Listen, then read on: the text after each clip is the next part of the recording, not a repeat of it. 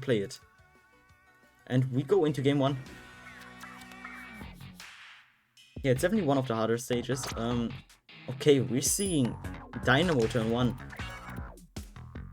Yeah, and as I just said, Dynamo is one of the perfect examples how to go aggressive on this, defensive on this map. Because it's 7 long and it almost blocks like everything. Everything in the spawn. Turn 1. Yeah, it has a lot of reach to start things off. And the second play seems pretty interesting as well.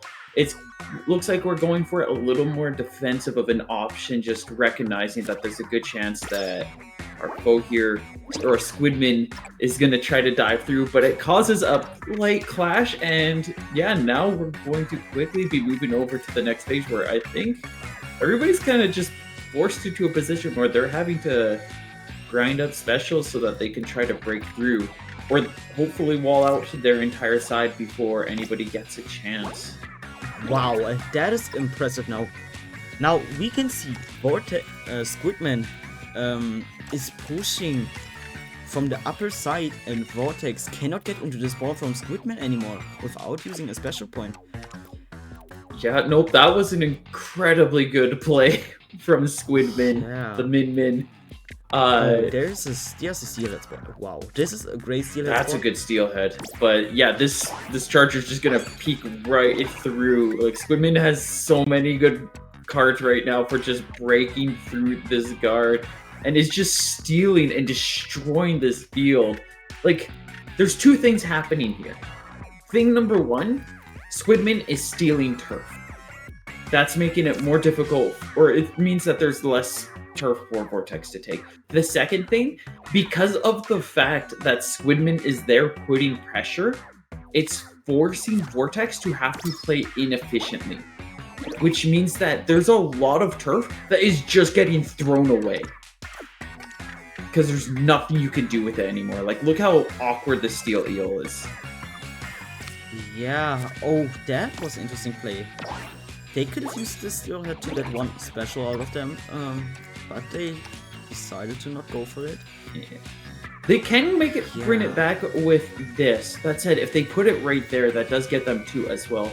There's a couple of plays that I've seen from Vørtex where it's like something important is like, it's, as speaking as somebody who likes to see everything fit nicely, it's important to remember too that the goal of the game is to set things up as optimally as possible to build as much special. And something that Vørtex has been struggling to do in this match, and we're seeing even more of that here, like, that's a nice free special.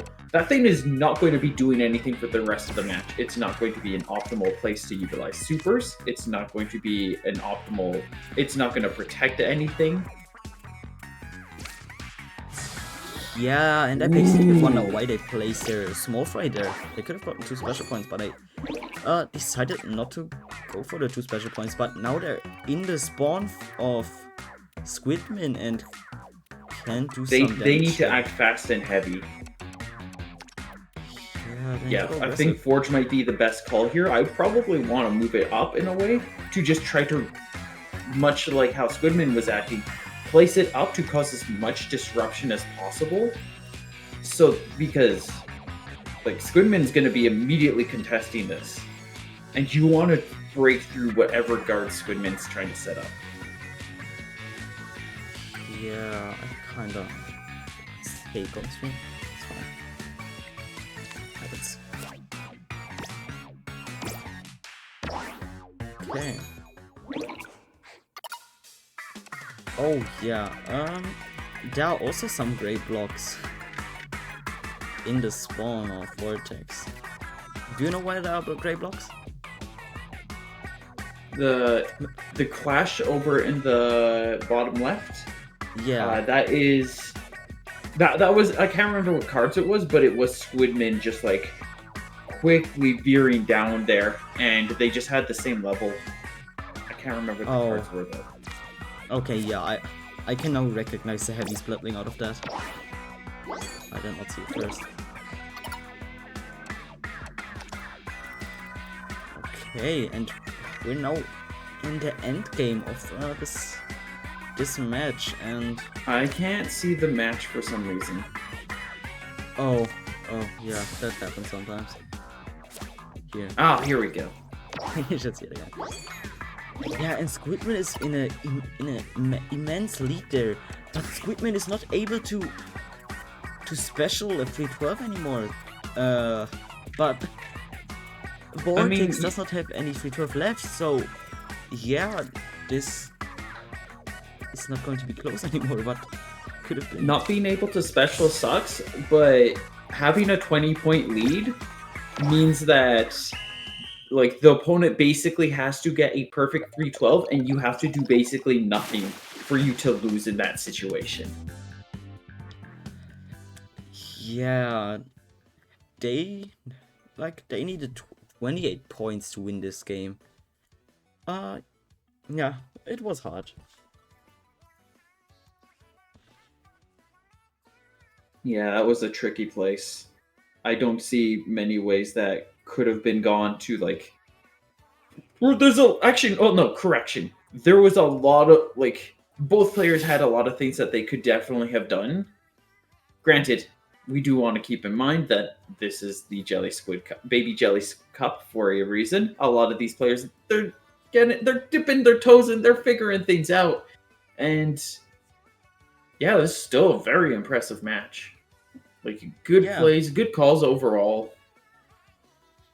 especially from the aSquidMin win-win. Hey, we go again into Vørtex perspective. Oh, we're going on. Huh? They cannot decide. Okay.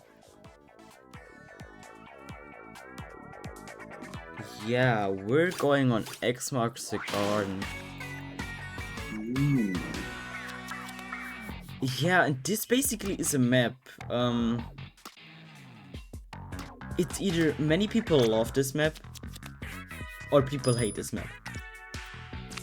And there's a reason why, because it's very much luck depending. You need to get a good turn 1 card to win on it. And if you don't get it, yeah, it will be very hard for you to lose. And Vørtex got one of the best cards possible, which is the I think, yeah, that's the Golden Dynamo. The Golden Dynamo is just blocking everything, so they cannot get into the spawn anymore. That's why it's so good there. Oh, both players getting their side. Ooh, so everything's been cleanly cut and divided. There's a little bit of contention in that middle, and you see Vørtex quickly being like, wants a little bit. That position would have been could be really good if they go for it. While there might be some competition, you get the special right in the heart. That will make it super difficult for aSquidMin to be able to contend. And you also get that free special. Like that's a brilliant place, even if you get some spots stolen. Yeah, but this is perfect for Vørtex. They can now just farm specials and go aggressive, but I don't know if they are like a player that goes aggressive there. But we will see there. There is the risk though that aSquidMin does have a nice special block positioned to cleanly get into that bottom side of Vørtex's field. So we do have a lot of good defense, but that one special can make it or break this fight.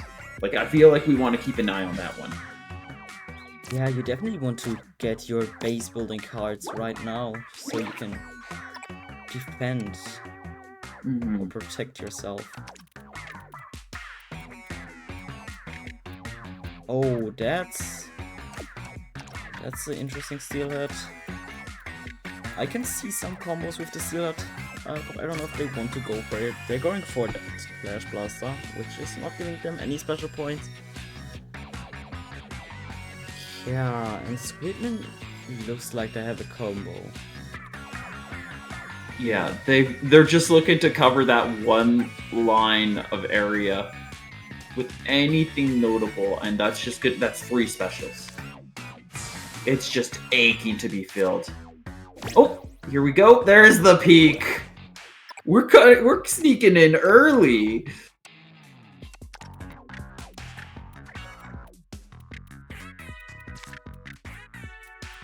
And now Vørtex is put into a very dicey position.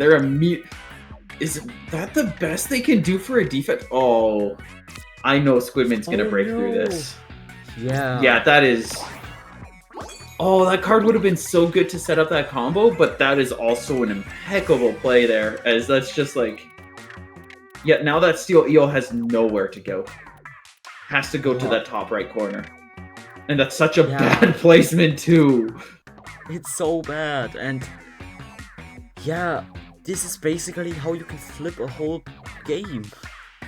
Yeah, that did it so well. I saw the setup. I wasn't expecting a small fry to be the thing that turns this around, but I mean, it's small fry is a bean, does bean stuff such as destroy your opponent's field, and wow. Yeah, I think this game's finished. Like, there's going to be some nice counter plays coming in here. We're gonna see some turf being stolen with this inkjet. But it's a great everything's kind of messy to really fully capitalize on this. Oh, this is a good placement. It's giving you 1 special point, but it's fine. And did you see what happened in the spawn of aSquidMin? Did you see it? I saw it lately. I saw that setup. We got 2 specials. Yeah, no, they actually use a 312 as a combo piece. And... Ooh. Yeah, that's a rare event. No, like, basically nobody uses 312s as combo pieces. Oh, that's so interesting to see. That is an interesting play, yeah. Yeah, 312s are basically cards you want to use in the end game in the last 2 turns or in the last turn. But using them as a base building card is also interesting. Both players bricking. It is wise to just pass here because if you went for your special before, your opponent could counter it. Both are going to go for their specials now. Wow, and I did not realize Vørtex lost a 50-50, which is basically the worst thing that could happen here. Yeah, Vørtex. Oh yeah, that's so unlucky. Vørtex needed that was a Tri-Slotcher in the turn before, so they can special in a 5. No, I'm talking shit again. I don't even know what I'm saying. Yeah, I don't know. We're commentators. Our job. Some knowing what you're doing is important, but it's not the knowing what you're doing. It's the being able to fill the air and entertain the audience and make it sound like you know what you're talking about. Like I played this casually. I beat up a bunch of AIs. I don't really know the full intricacies, and I commentated a tournament once. Let's be honest, I don't really know half of these cards. I don't know what's going on. I just know I know neutral, and I see when people are stealing neutral with small fries. Yeah, small fry is... He's a little thief! Yeah, he is. They are. It is. He's a cheeky little thief. Oh, wait. The game already started. We go into it. Oh yeah, we're seeing Square Squid for the first time as well now. Yeah. Yeah, it's Square Squid. I thought it's like for a second. Okay, they got 2 7-longs on lakefront. Interesting placement. Not placing them one more up, placing them one more down. Oh, we've got a shiny! Oh yeah. Shiny spread. What am I saying? You're fine. This is an interesting stage. It's hard to I can definitely see this being well rounded. It's like it's really hard to be like it's hard to stop aggression, and it's a very just chaos stage. Like both players are gonna kind of be free to do whatever. So like I'd say the best strategy, at least from my expensively inexperienced point of view, is just go for optimal placings. Maximize.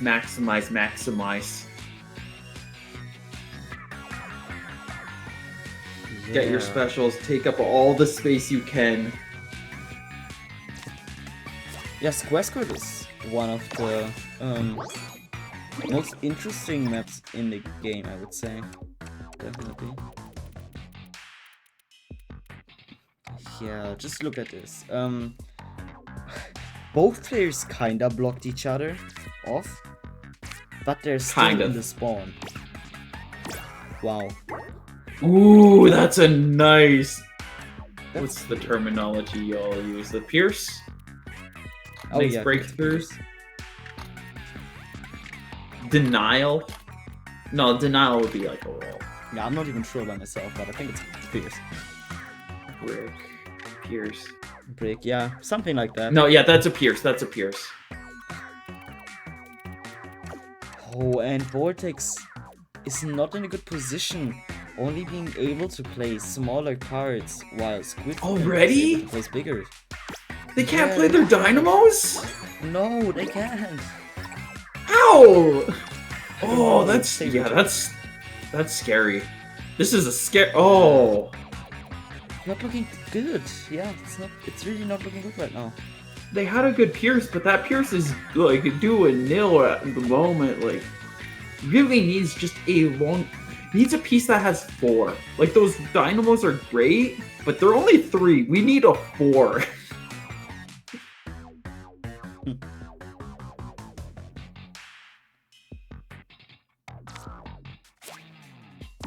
And yeah, on top of that, Vørtex is at a huge point deficit right now. Oh no, we've only got the small fry to play. Oh no, the small fighter thief. But you could set up an opening in that top corner for the dynamos.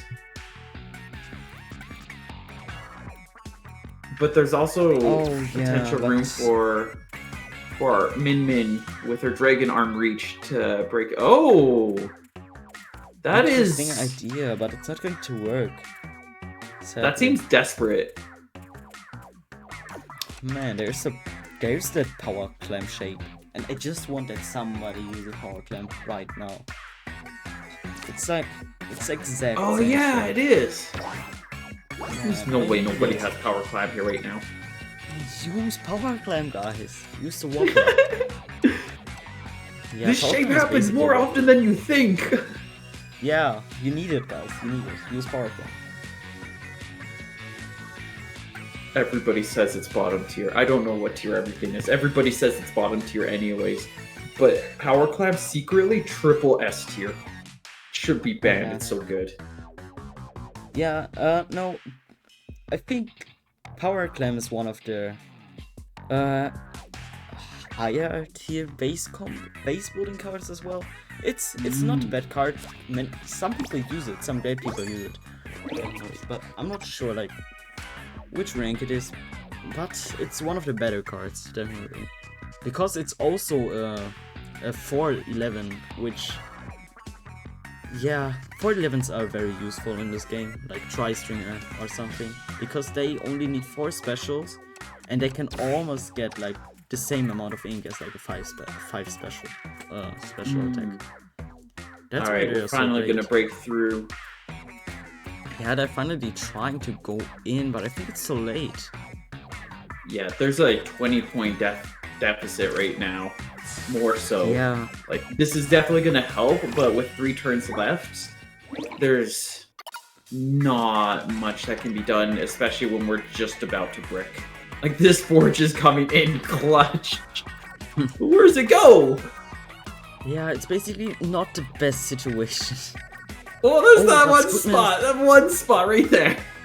aSquidMin is also not having any specials. Wow. There we got one special. Wow, just look at that. If the forge is like one more down. Just pat. Oh, Vørtex can actually get 2 specials here. Would that do anything? No. But man, power clamp, use it. Alright, safe call on aSquidMin, and I believe there's a 312 coming in to finish this off. Just barely gets a point ahead, but literally any play is going to close out this match, and we do see such a play. aSquidMin is win-win. yeah, aSquidMin is win-win. Great way to say it. aSquidMin wins that game there.